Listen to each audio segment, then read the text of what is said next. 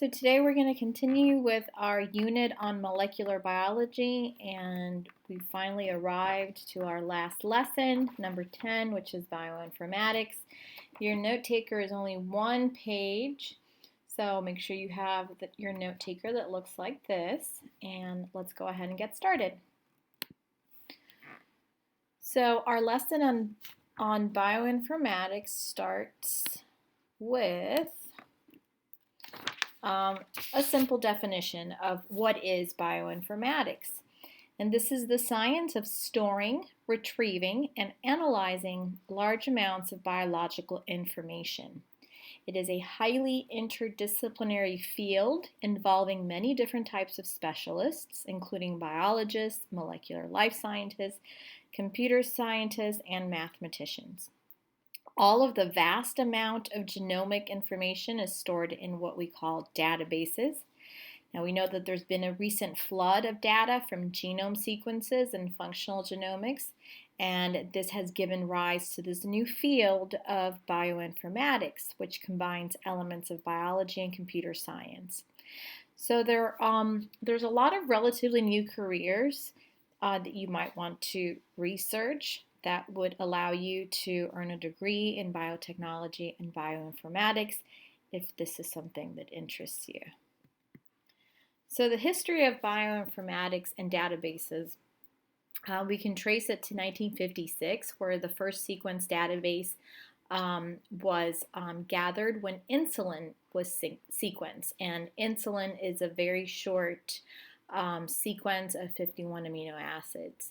In 1965, the first atlas of protein genomes was actually in the form of a printed book by Margaret Day Hoff.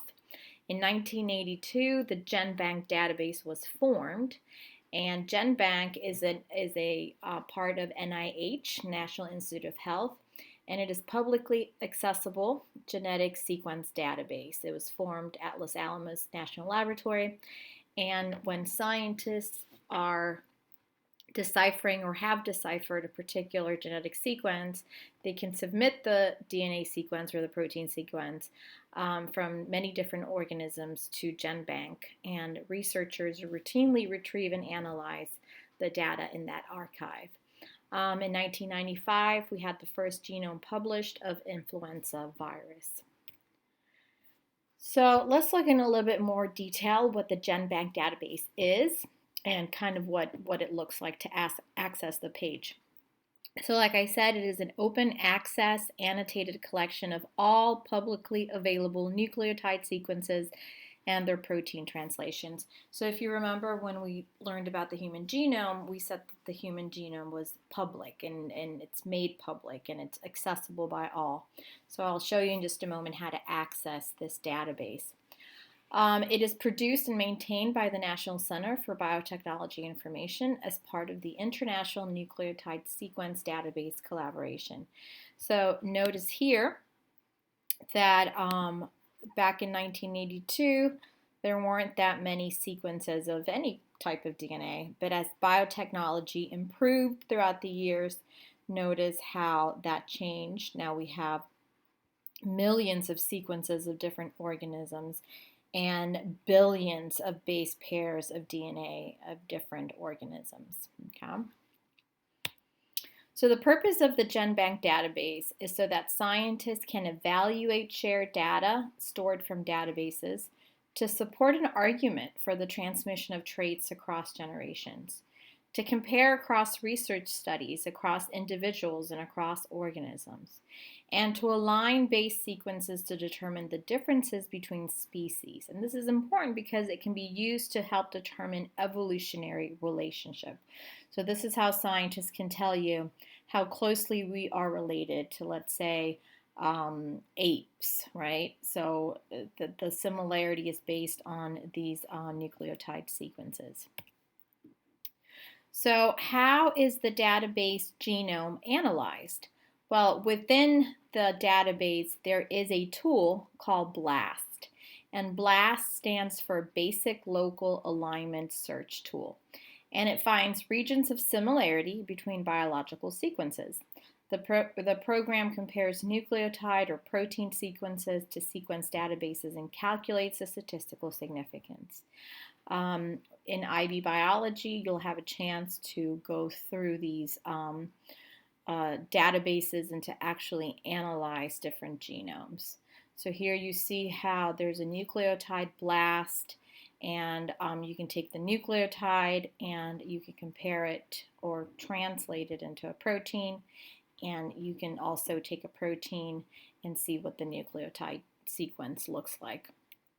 So this is a very short lesson, and you can stop right here because this is the end of the notes.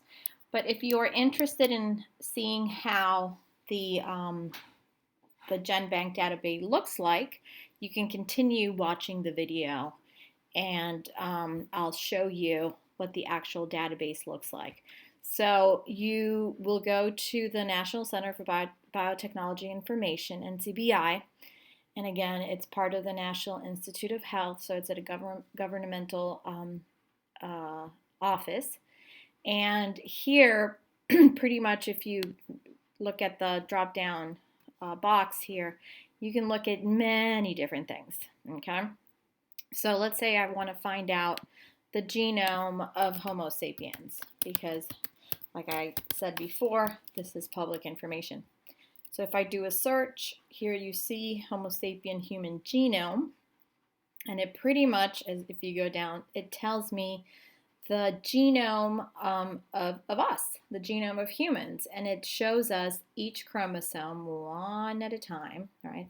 It tells us how many genes are part of chromosome number 1, for example. And if you want to look at the actual nucleotide and base sequence, you can look at that as well. So here you see that we have 23 chromosomes, right? 23 pairs, 46 chromosomes in total. And it shows you the relative length of each chromosome. If you're interested in looking at one particular chromosome, for example, if we look at one of the shortest chromosomes, chromosome number 21, if I click on that, it'll give you lots of information. You would actually have to run a blast sequence to kind of analyze what it is that you're seeing, okay? Now, if you want to look at, let's say, a particular gene, which of course it's going to be much easier than looking at the whole genome, then if you go back to the website and instead of clicking on genome, you now click on gene. Let's say you want to look at the Homo sapien TP53 gene, which is a tumor protein. And pretty much like if you just start typing a name, for example, like this, it'll give you different genes, for example, of insulin, of different proteins, of different receptors, enzymes, mitochondria. So again, this is pretty vague. You would really have to have an idea of what it is that you're comparing to actually use the database. But I think it's just interesting to play around with it. So here you see that I've already searched for the TP53 gene, and it tells me everything about the gene, for example, the lineage, who has this particular gene. If you scroll down, it tells you where the gene is located in chromosome number 17. And if you want to look at the actual nucleotide, you would click on FASTA. And depending on the size of the gene, it's easier to load than other times. But here's the whole sequence of genes of the nucleotide sequence of the gene, If you want to compare the gene to someone else, you can run a blast, and it'll find similarities between this sequence and other sequences, okay? So if I scroll down, you would see that it's pretty big, right? There's a lot of bases that make up that gene, and you can compare this gene to another species as well. So this is just to give you an idea what type of information you can find within this database. A lot of the information that's here can also be used to compare sequences of different organisms as far as a database project for science fair. And I know that in IB biology, you're able to do that as well, as use that as a topic for your internal assessment.